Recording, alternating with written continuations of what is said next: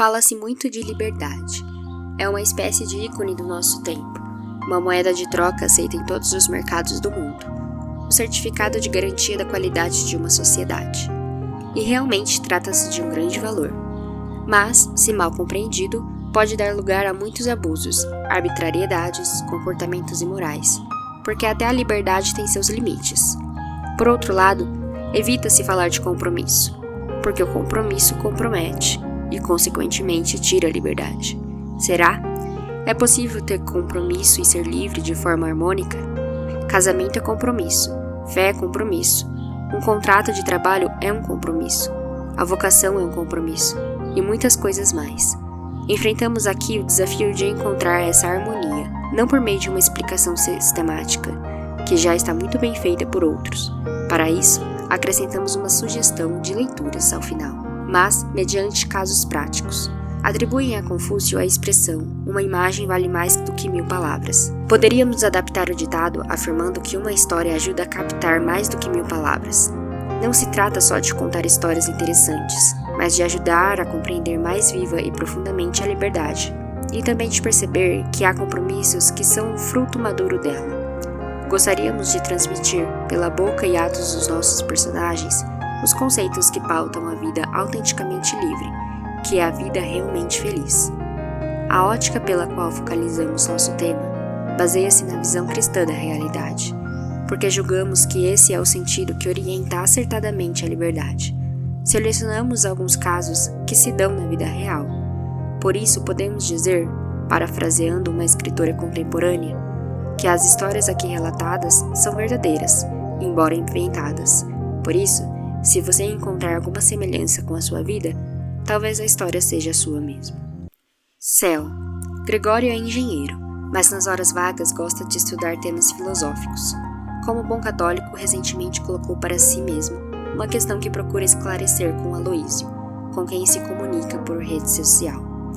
Formado em Direito, Aloísio está fazendo um curso de filosofia à distância, numa entidade de boa orientação clássica e alinhada à doutrina cristã. Num fim de semana em que está com um pouco mais de tempo, Gregório senta-se ao computador e se põe em contato com Aloísio. Depois dos cumprimentos habituais e de conversarem sobre vinhos, que é uma paixão de ambos, Gregório lança a pergunta que queria fazer. Tenho questionado ultimamente se podemos ter liberdade no céu, pois já não teremos outra escolha. Sei, e me alegra, que já estaremos definitivamente mergulhados em Deus, com a felicidade absoluta. Mas veio-me a dúvida de se não haverá uma espécie de perda pela impossibilidade de escolher. Isso significa que, quando alcançarmos a alegria última no céu, a liberdade desaparece? É muito interessante sua questão. Muitos já se questionaram sobre isso.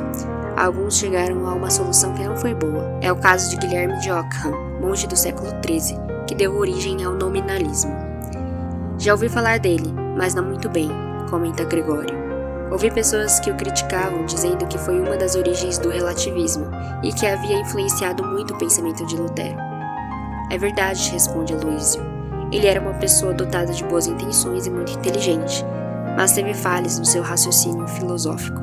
Entre uma série de outras coisas, dizia que, por uma disposição divina, nossa liberdade poderia orientar-se ao mal, em vez de ao bem. Para exemplificar, se Deus dispusesse que amar a Deus passasse a ser uma coisa má e odiar a Deus passasse a ser uma coisa boa, a liberdade se dirigiria para esse ódio sem nenhum tipo de problema.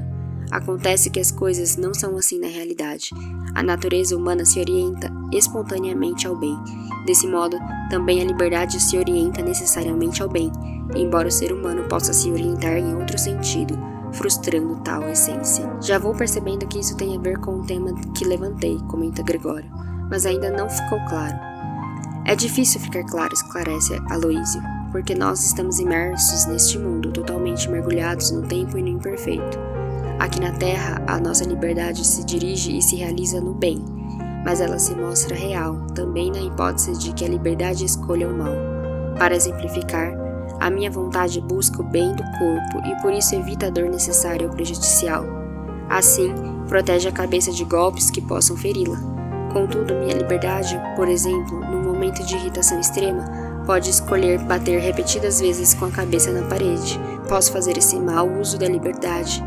Apesar da minha natureza se inclinar necessariamente ao bem, há um misterioso movimento da liberdade que me permite dirigir-me para o lado oposto, para o mal, para o que fará mal à minha própria natureza. E Aloísio complementa: esse é, no entanto, um uso bastante imperfeito da liberdade humana. No céu, o ser humano alcança o fim pelo qual tanto almeja: a felicidade absoluta, o bem completo, sem mistura de mal algum, a alegria plena, e já não haverá sucessão de tempo da mesma forma que há aqui na Terra. Como a liberdade já alcançou seu tão desejado fim, descansa definitivamente no bem absoluto que é Deus. Então isso significa que já não há liberdade, acrescenta timidamente Gregório. Continua não só existindo, mas chega à sua plenitude, responde o amigo. Tal como o corredor que alcança a meta e já não precisa continuar a correr porque alcançou o fim, a liberdade alcançou a sua meta, que é o bem absoluto, e já não tem sentido continuar buscando algum outro bem. De forma plenamente livre, deseja-se aquele bem para sempre. E ela não se cansará nunca, não se enjoará nunca, não experimentará jamais a monotonia. Cansaço, enjoo e monotonia são categorias de males deste mundo. Lá já não haverá mais males, e por isso não é possível que haja essa sensação.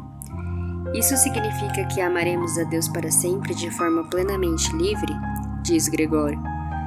Sim, exatamente isso. Do mesmo modo como nesta vida pode-se amar alguém livremente até o fim, do mesmo modo como uma boa mãe ama os seus filhos e não quer nenhuma outra possibilidade além dessa, assim também a alma que está no céu ama a Deus de forma plenamente livre e definitiva. Se quisesse outra coisa fora desse bem absoluto, isso seria uma imperfeição, e não há imperfeição no céu. E é possível imaginar como vai ser? Nossa imaginação com relação ao céu é muito pobre. Para fazer uma comparação imperfeita, é como aquele colega que lhe descreve em poucas palavras como era bom o hotel na praia do Nordeste, ao qual fora nas férias, bem como a experiência que tivera ao chegar lá, sentir a brisa do mar, contemplar as cores brilhantes banhadas pelo sol. Muito maior será a diferença entre o que imaginamos e o que realmente é o céu. Muito obrigado, Aloísio. Foi muito esclarecedor. Embora fosse uma questão teórica, estava me incomodando. Agora só falta a gente confirmar isso quando estivermos lá. Eis o mais importante de tudo.